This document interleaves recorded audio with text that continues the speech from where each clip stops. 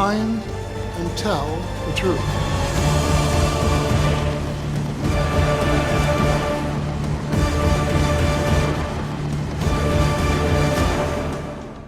If it's out there, if it's real, we have a right to know.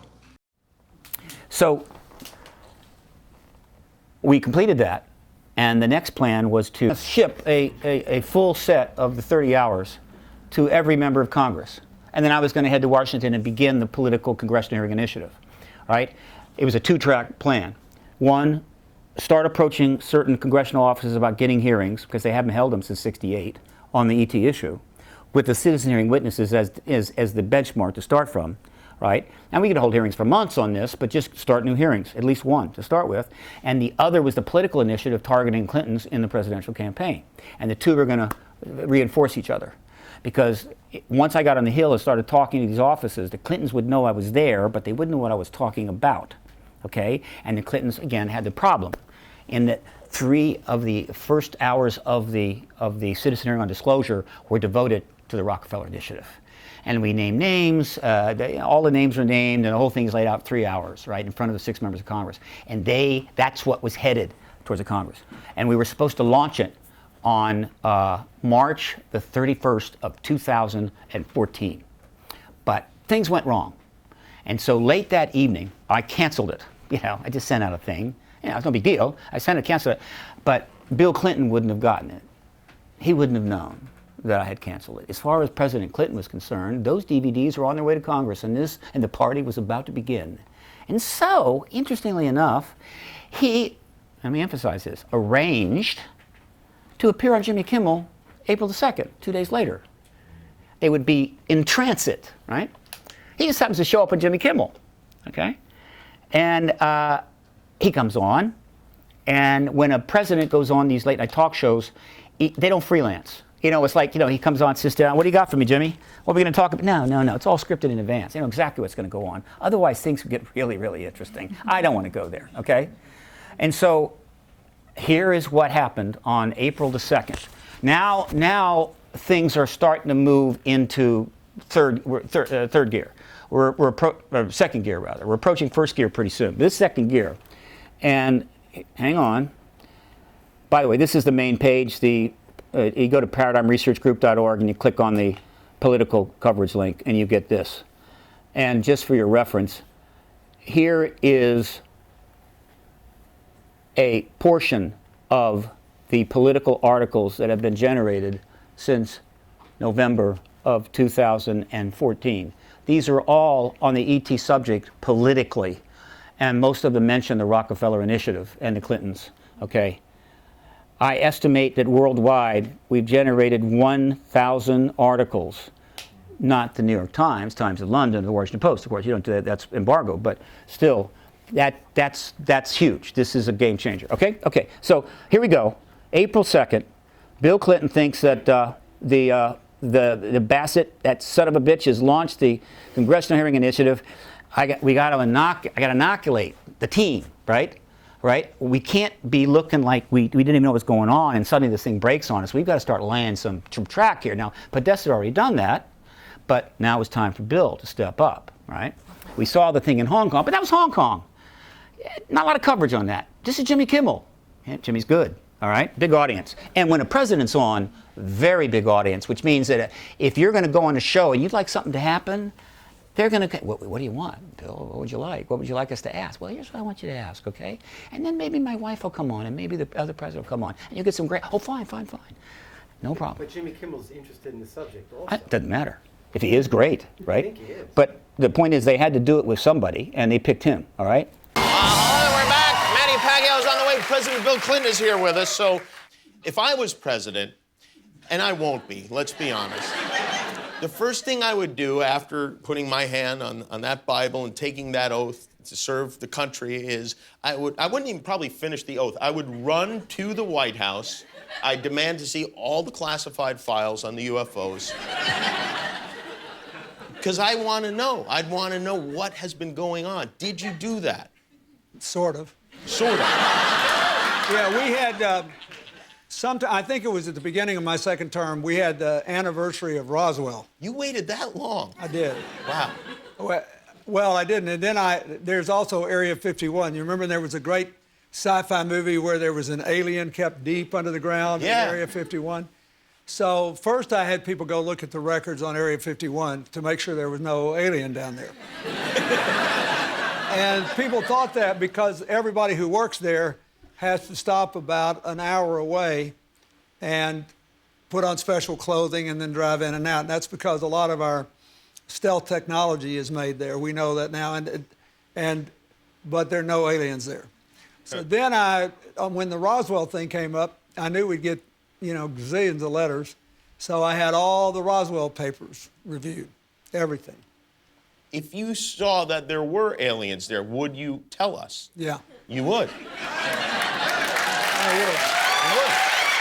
Well, I think, look, what do we know? We know now we live in an ever-expanding universe. We know that there are billions of stars and planets literally out there, and the universe is getting bigger. We know from our fancy telescopes that just in the last 2 years, more than 20 planets have been identified outside our solar system that seem to be far enough away from their suns and dense enough that they might be able to support some form of life. So it makes it increasingly less likely that we're alone. Oh, you're trying to give me a hint that there are aliens. Listen to the applause. I'm trying to tell you I don't know. But we're not ready for disclosure, if we were right? visited someday, I wouldn't be surprised. Oh, you're trying to give me a hint that there are aliens.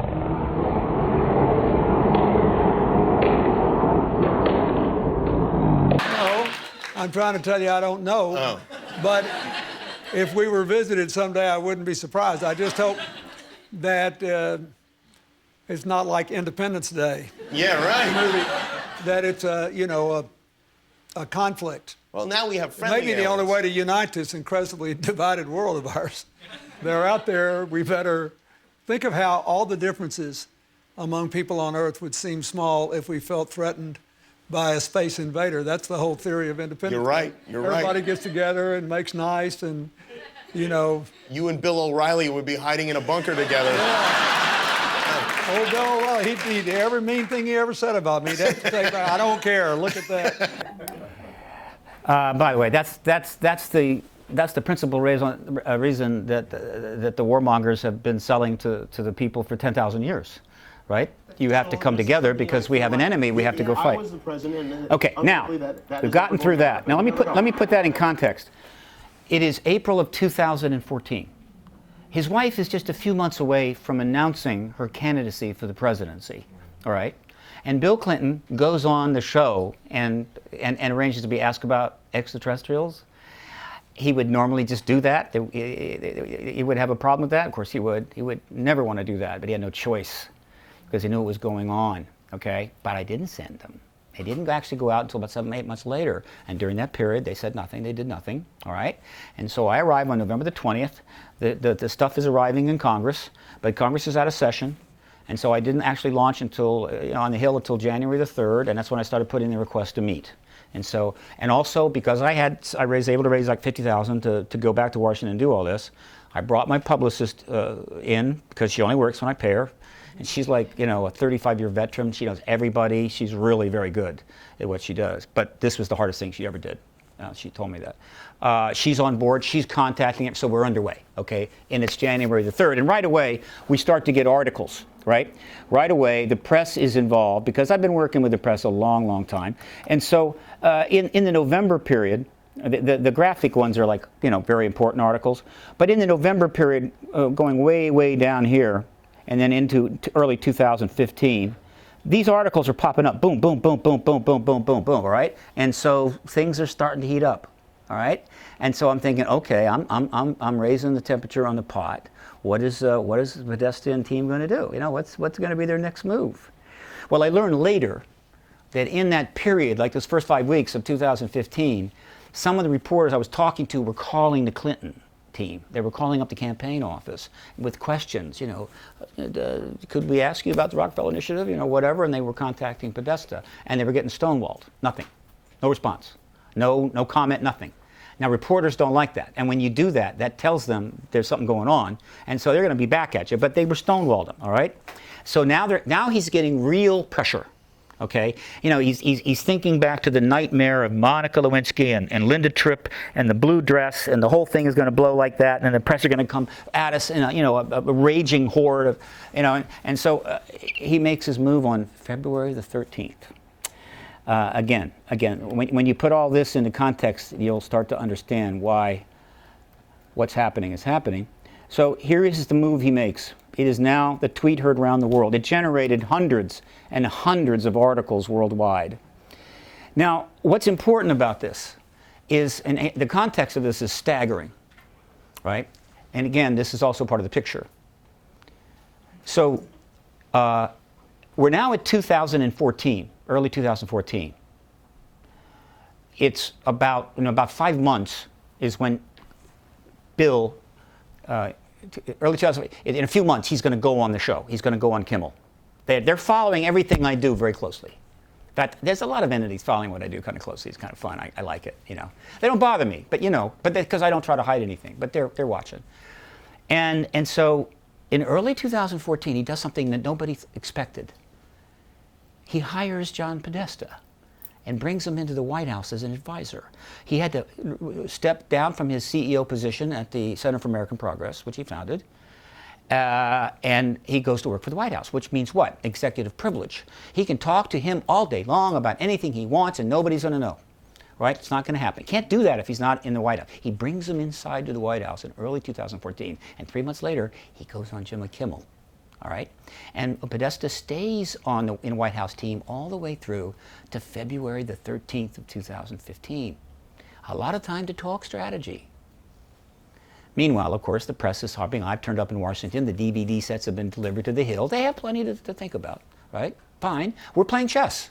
I'm moving, they're moving, PRG's moving, they're moving, and so forth. So I'm waiting for the next move, and it comes on February the 13th with the tweet heard round the world. He is on the last day of his job as the White House advisor. He has already announced that he's going to go over to work for Hillary Clinton's campaign as the chairman of the campaign, the president-to-be. And on his last day there, he puts this tweet out on his White House account. Finally, my biggest failure of 2014, once again, not securing the hashtag disclosure of the UFO files. The truth is out there, CC Marine Dad, the New York Times. Trust me, in 10,000 lifetimes, you will never see a man in that position put out a UFO tweet unless something really big is going down. It's simply not going to happen. And any pundit or any reporter that thinks, oh yeah, he's just having fun, is an idiot and needs to get another job. Unfortunately, most of them are idiots, and they do need to get another job. And so he's put this tweet out. It's got all kinds of stuff. My biggest failure, he's saying the biggest failure in his 13 months with the president is not getting UFO, which means he tried. Doesn't say what happened, doesn't say how he got blocked. But then he does something very interesting. He doesn't say disclosure of the UFO files. He says hashtag disclosure of UFO files. Now, why is that interesting? Well, because I'm an internet dude, and I have a Facebook group called the Disclosure Lobby. It has 13,000 members. You can find it on Facebook. If you belong, feel free to join it. Well, the Facebook Lobby is sort of my Twitter team. And so when I arrived on November the 4th, we launched, in addition to obviously the shipment of the DVDs, a Twitter storm on the U.S. Congress and the media. Right? We had the Twitter handles for about 80% of the Congress, and we had about 400 Twitters. I don't know how many people were involved, but I know this. By the end of January, they had sent 2 million tweets. Meaning some of these guys are getting 50, 60, 80, 100, right? And under the protocol of the Twitter storm, they all, when possible, had to have in them hashtag disclosure. And then he uses that hashtag on that tweet. Right? A little message, perhaps. All right, now, let's back up. More articles keep coming out. The Mother Jones magazine jumps in. The Roll Call newspaper jumps in. I'm getting a lot of coverage now. And things are continuing to heat up all through. And then in early March, because of this tweet and the Mother Jones magazine article, the Congress started coming back to me. I had been putting in all these requests to meet. They started calling me up. And I started setting up meetings in early March. All right? And I've met with 30 offices, I guess, Senate and House side, right, talking about these issues, right, about hearings and so forth. I don't expect to get hearings. Congress is a giant block of cement, right? But the fact that I'm wandering around the Hill, you know, with the Rockefeller Initiative stuff and talking to people, the staff, is something of grave concern to the Clinton team, right? And so, interestingly enough, just about 7 or 8 days after I start getting those phone calls, the President of the United States goes on Jimmy Kimmel. How interesting. Let's see what happens when he goes on Jimmy Kimmel. If I was the president, and it's unlikely that that is ever going to happen. Does that sound familiar? If I was the president... It was unlikely that I was going to be president. Obama's really good. The moment I was He is so good. inaugurated, my hand would just, it'd still be hot from touching the Bible, and I would immediately race to wherever they have the files about Area 51 and UFOs, yes.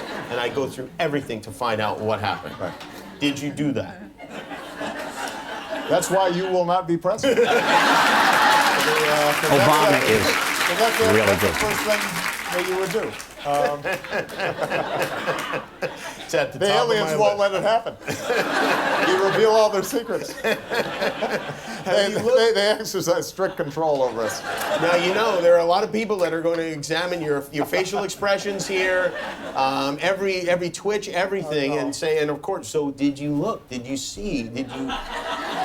The reason he said that is that a very sharp guy named Ben Hansen, who's the host of Fact and Fake, Fake or Fact, whatever it is, did a 40-minute analysis of Clinton's appearance, and it's brilliant. And you can find it on YouTube, Ben Hansen, UFO, Jimmy Kimmel. And he just discusses the entire body language of Clinton. And that's why he referred to that, because that was all over the internet, He right? shows that he's lying, I mean, with his body language. Yeah, if you believe in it, yeah. I can't reveal anything. Oh, really? Because President Clinton said he did go right in, and he did check, and there was nothing. Well, you know, that's what we're instructed to say. Genius. He's better than Clinton, really. He is better than Clinton. Jimmy Kimmel, are you sad Okay, the video so was over? all right, that was, you know, that got my Never attention, be sad right? Again, ever. That got my attention. I'm going, that's pretty heavy. Well, let me tell you, after that, I got more articles, right? New York Magazine, this is coming, right? And I'm in all these articles. I've had maybe 120 articles with my, you know, my stuff in there and links to what I'm doing on my website. And the Daily Mirror did a piece and had a photo of him. It was this big, right? And I called up the guy. Well, I know him. I've been working directly with his reporter. I said, look, will you please put this other photo up? You can see my nose hairs in this thing. You know, it's so large. It's ridiculous. You know, I'm just a little activist, right? So it has, and as in this entire 19 months, has a single one of the 3 network news operations or the 3 cable news operations given me a call and said, you want to come on and talk about this? No, not a single call.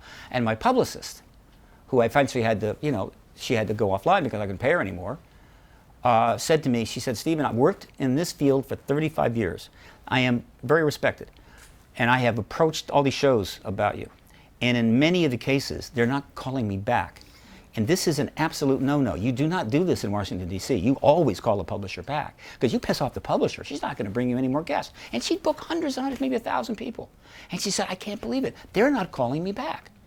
And I said, well, Janet, this is not the typical issue. This is something else, right? And again, so we haven't broke through, but it's coming. It's coming. All right, so lots of stuff's happened. We're moving now. Hillary is announced, okay? It's moving forward, getting tons of articles. So there's the contest is continuing to move forward. I'm making progress. They're making progress. More reporters are calling the Clinton people and the Podesta people, right? More questions that they're having to stonewall. And so the heat is getting high. And then they make their next move. And this is a beaut. At this point, I believe the decision has finally been made by Podesta that, okay, here is our strategy. We are going to put out trial balloons, limited hangout trial balloons, which theoretically could trip the press to come to her on the issue, particularly the Rockefeller Initiative directly.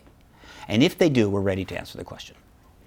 But if they don't, if for whatever the reason they continue to stand down, meaning the television, right, or the major papers, then we'll just continue on and go to the White House and then we'll deal with it as the president, right? Dual strategy. He's covering both bases. And so at this point, he is, I think, committed to that strategy. And so he's going to send up these balloons. Now, what would they be like? This one was unbelievably cool. Here's the scenario. It's 7 days before his boss, Secretary Clinton, is going to have her first debate, her first primary debate against Malley and Sanders. And 9 days before, or just a day or two before that, she gave a millennial outreach interview to actress Lena Dunham, all right, of Girls. I know you don't watch TV. It's a very good HBO show. You should try it. Anyway, so she interviews him, and she's, you know, and it's for the millennials, and it's all very cool, and it's all very nice, and it's done. It's over. Okay, no big deal. 2 days later, the chairman of her campaign puts out this tweet. Great interview, hashtag Lena Dunham, but Lena, ask her about aliens next time. Hashtag the truth is out there, and CC Hillary Clinton. He CCs her to make sure that he's letting everybody know that I didn't go rogue here, right? He's basically telling the press, if you want to ask the question, right? Because again, 7 days before your candidate is going to have the first debate to become the President of the United States, an office he lost the last time, you don't put out a tweet drawing attention to aliens and her. But he did. And she had that debate. And the fine talking hair hats and walking lip glosses that work for the network news, whatever the hell was that, did ask a thing. Nothing, right? And let me tell you, I've studied their salaries. They're making between $1 and $20 million a year. Every one of those people that you see are multimillionaires, every single one. So that was a pretty good move, and that generated a lot of action. Fair enough, okay. And so I'm thinking, all right, what's next? Things go quiet. Well, not actually. That was September the 29th. Only 7 days later, right? It's a 1-2, right? He suits for the debate. They have the debate. They don't ask the questions. What happens? Bill turns up on Colbert. Listen carefully to how this goes. We're in danger. If the aliens had a craft right over the North Pole, okay, and they're going to incinerate the planet, we have to send somebody up to say, here's why you shouldn't wipe out humanity. Here's why we're worth having hope in. And we sent you up. What would you say to the aliens to justify our existence? No pressure. No pressure, sir. This sounds like an encounter I've had many times over the last 30 years. Here's what I would say what the great microbiologist E.O. Wilson said in his book, The Social Conquest of Earth. I'd say... Okay. I do have to interrupt from time to time. Now, let me just point out something that you may not have noticed. What are the chances that President Clinton just happens to have a quote from E.O. Wilson kind of just hanging around in his head that he could pop out, just going to do that? Okay. It's all scripted. It's fear-based. Well, this is fear-based. And yeah, we'll be talking about that in the discussion. You don't want to get rid of us because... This is so touching. That have ever lived, in spite of all of our bullheadedness, we are the great cooperators. And we live in a planet and increasingly in a universe that is interdependent. So we got to do this stuff together. And we're your best chance on Earth. If you wipe us out, what are you going to do if you get hit by an asteroid?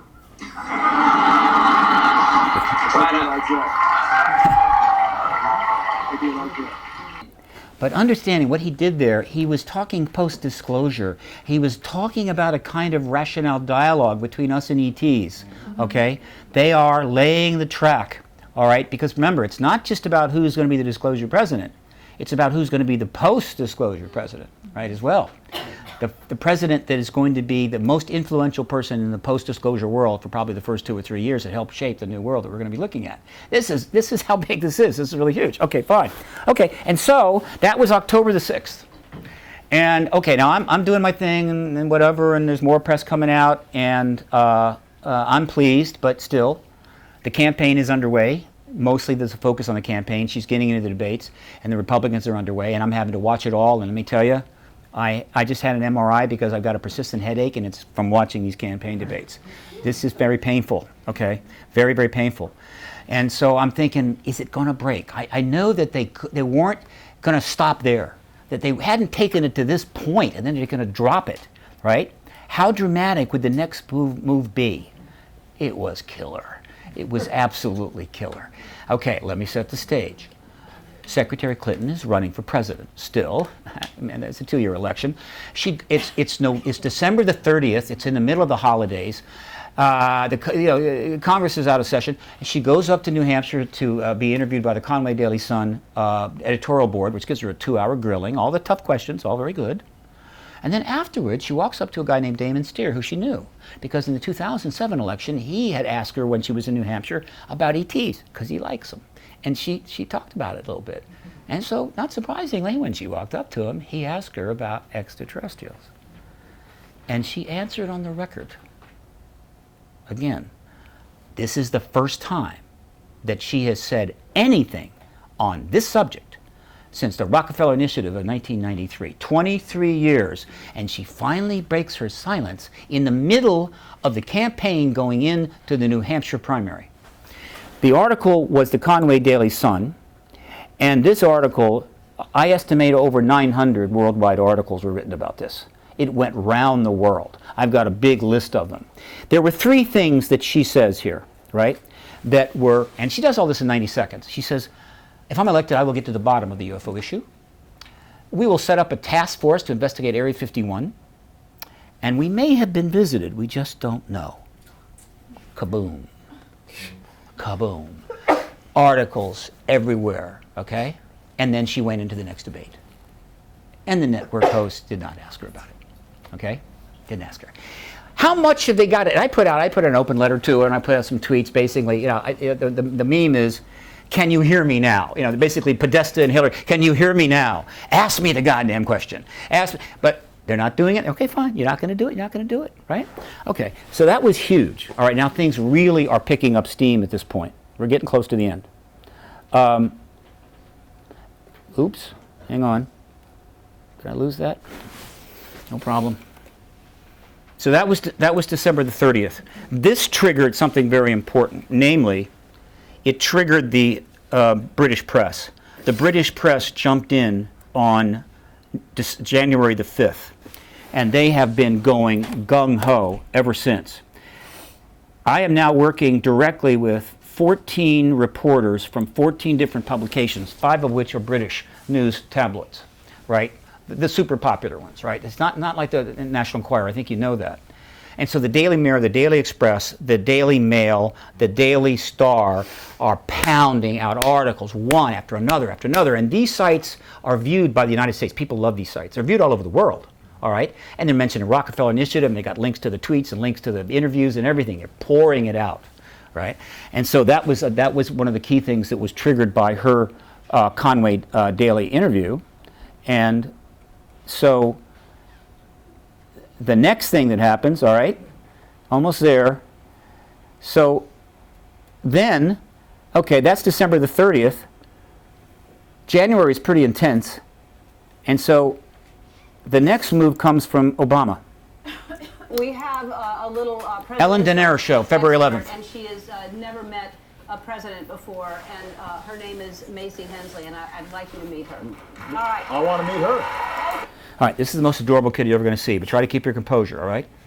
Okay? Understand, this is completely scripted. Completely scripted. Even the kid is scripted here, right? Because there's almost, yeah, it's a little kid.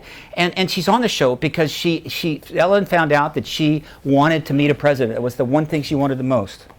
And so they brought her on. Now, she could have asked anything, couldn't she? Let's see what she chose to ask.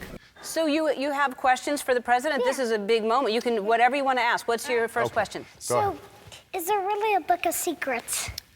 That's a secret. Yeah.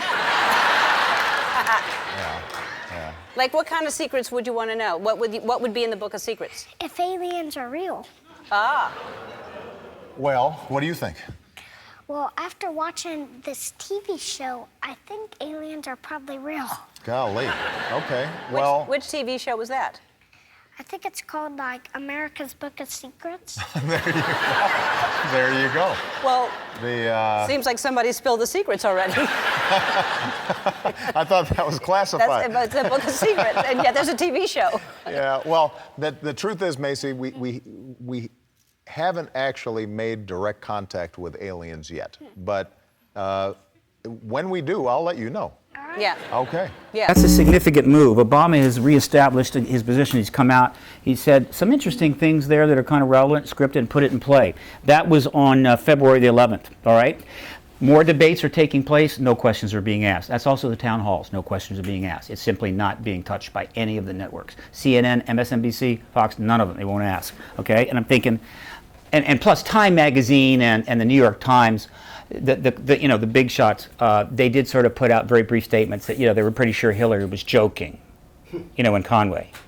Okay, so how do you deal with that? Well, here's what you do. If you're John Podesta, you go get an interview to KLAS TV in Las Vegas during the campaign prior to the Nevada caucuses. Remember, we're in the middle of a presidential campaign. He shows up and he gives this interview. Several U.S. presidents are on record talking about the UFO mystery. Yeah, Presidents Jimmy Carter, Ronald Reagan both had UFO sightings of their own, but the current presidential campaign might be the first in which UFO disclosure has been championed by a major party candidate. During a recent campaign stop in Las Vegas, the campaign manager for Hillary Clinton told Politics Now host Steve Sebelius that his candidate will try to get to the bottom of the UFO question. George Knapp has that story. I think the American people can handle the truth about this. John Podesta has always been a strong advocate for declassification of government files in general and UFO files in particular. As White House Chief of Staff for Bill Clinton, Podesta helped declassify hundreds of millions of documents, but if there were UFO secrets being held somewhere, they eluded even the president. Podesta returned to the White House as an advisor to President Obama, and on the day he left that job, he sent out a tweet saying his biggest disappointment was the failure to uncover the UFO files. These days, Podesta has the ear of another potential president. He's running the campaign for Hillary Clinton and made it clear to political reporter Steve Sebelius that the UFO question has been discussed. I've talked to Hillary about that. It's just a little bit of a cause of mine, which is that people really want to know what the government knows, right. And there are still classified files that could be declassified. It wasn't an offhand remark. Podesta has encouraged journalists to ask his candidate about UFOs, and a few have done so. Mrs. Clinton told a New Hampshire newspaper she intends to get to the bottom of the UFO mystery, thinks it's possible the planet may have been visited, and would consider creating a task force to investigate Nevada's Area 51 military base, which became a center of UFO attention more than 25 years ago because of reports that aired on KLAS TV. CNN characterized Mrs. Clinton's remarks as jokes, but Podesta makes it clear he and his candidate are serious. I think I've convinced her that we need an effort to kind of go look at that and declassify as much as we can so that people have their legitimate questions answered and more attention and more discussion about unexplained aerial phenomena can happen without people who are in public life, who are serious about this, being ridiculed. The Clintons know firsthand how the UFO topic invites ridicule. Anyone remember the frequent tabloid headlines during the Clinton presidency? Hillary adopts alien baby, space alien endorses bill. And more recently, conspiracy theorists have suggested there are UFO secrets hidden in Mrs. Clinton's private emails. It comes with the territory. I come in for, I guess, my fair share of people raising questions about whether I'm off my rocker, but I've been long time advocate of declassification of records. See what's going on here in Nevada. Yeah. George Knapp, 8 News Now. Now, Mrs. Clinton's rival for the Democratic nomination, Senator Bernie Sanders, was also asked about UFOs, but said he is far more interested in issues that are more pressing for most Americans. This station is watched from all over the world. This is a very well-known station, KLAS TV. George Knapp is a top investigative reporter, 10-time Emmy winner, okay? He's heavy, heavy duty. He just recapped the whole thing. But what's happened here is that Podesta has stripped completely out from under the mainstream press the idea that Hillary was joking in Conway. She's serious. Now it's fully in play and it's serious. She then went on to another debate and they didn't ask her about it, all right? Okay. Now, let me go out. Because this is where all this is going and why I'm here is to tell you that disclosure is about to happen.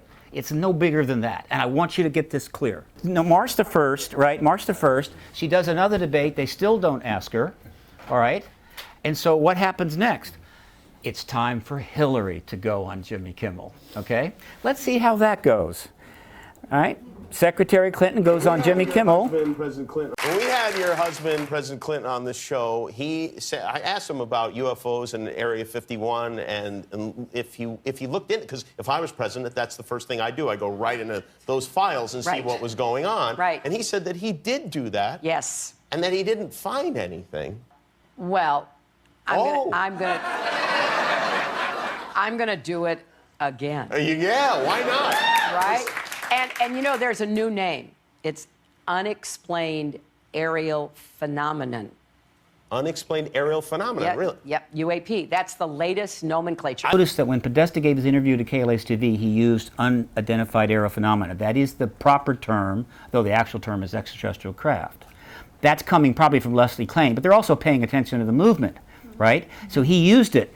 Then she goes out of her way to use that. Why? She's trying to distance herself and the issue from the stigma of UFO, which is the key carrier of the ridicule virus. I like the old one. I like UFO. I don't know why. Well, I think we can use them interchangeably, but I would like us to go into those files and hopefully make as much of that public as possible. If there's nothing there, let's tell people there's nothing there. What if there is something there? Well, if there is something there, unless it's a threat to national security, I think we ought to share it with the public. But what if everybody's all hopped up on medical marijuana and everybody gets paranoid? I would love it. That's why I want more research. So now share it with me, she's turned up. That's March the 24th. They have another debate. I think it was a town hall. No questions are asked. Okay, and so now we're headed toward the last debate. There may not be another one, right? The last debate's going to be on CNN. They still haven't asked the question. And so the thing is, Podesta, will he test the water further, or is he going to say, okay, they're going to stand down? He can't, because, as I told you before, I'm now working with 14 reporters from 14 different papers. They've written a combination of 36 articles, just those, and they've all been green-lighted by their editors to write more. He knows it's never going to end. The reporters are coming to them. And so he makes the final shot. What does he do? 7 days, it was approximately 6 days before the final debate on CNN, he gives an interview to CNN, all right? And what comes up in that interview? Let's find out. What do you think? What do you think is going to come up in the interview, right? CNN is going to hold the debate, and he goes and talks to CNN. When it comes to Area 51 and whether or not the U.S. government knows of aliens, should Secretary Clinton be elected president? Well, what I've talked to the Secretary about, and what she said now in public, is that if she's elected president and she gets into office, she'll ask for as many records as the United States federal government has to be declassified. And I think that's a commitment that she intends to keep and that I intend to hold her to. Have you seen any of these documents? You were White House Chief of Staff years ago. Have you seen... President Clinton asked for some information about some of these things, and in particular, some information about what was going on at Area 51. Notice something here. He says President Clinton asked for some things. What he doesn't do is close off that statement. He never says whether he got them or not. Theoretically, he got them. He has to get them, all right? Now, maybe this is a mistake, but I think it's not a huge mistake, but he realized, okay, I may have said that, but I can't, so he has to divert, and he channels into another direction. But I think that the U.S. government could do a much better job in answering the legitimate questions that people have about what's going on with unidentified aerial phenomena, and they should, the American people can handle the truth, so they should just do a thorough search. What is the truth? And open it up. Is there evidence of alien life?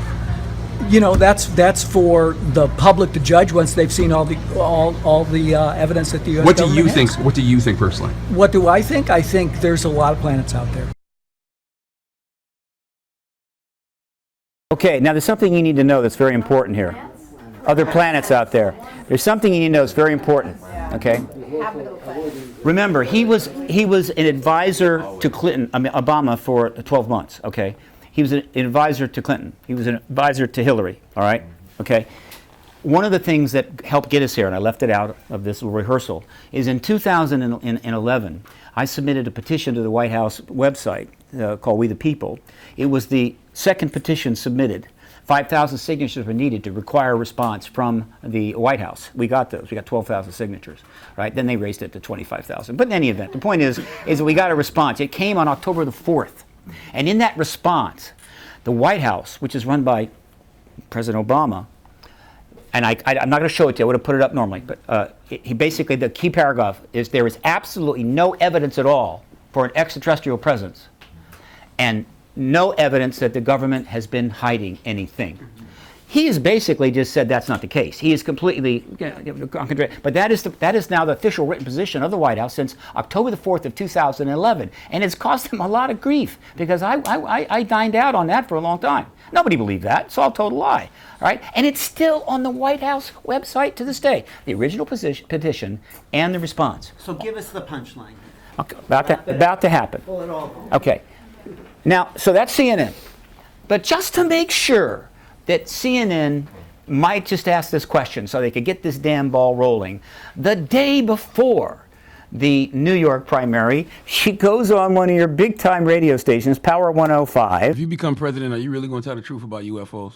Because I'm a big extraterrestrial. Are you a big guy? Huge. I saw a flying saucer when I was in third grade. He actually got in South Carolina. In South Carolina. He got abducted by aliens. And he has some marks on his shins from them. I think I've been abducted a few times. But are you going to tell the truth about aliens? I have said I want to open the files as much as we can. I mean, if there's some huge national security thing and I can't get agreement to open them, I won't. But I do want to open them because I'm interested. Do you believe? I don't know. I want to see what the information shows, Yeah. right? But there are enough stories out there that I don't think everybody is just sitting, in their kitchen making them up. I think that people see things. What they see, I don't know. Yeah. But we've got to try to, give people information. I believe in that. This is notable because the presidential candidate just bumped up against what? The contactee issue. All right? So, here's where we are. I'm meeting with a top editor of one of the New York papers tomorrow. I'm leaving for London on May the 1st. I'm going to be meeting with editors of these papers, the Mirror and the Daily and so forth, in London, right?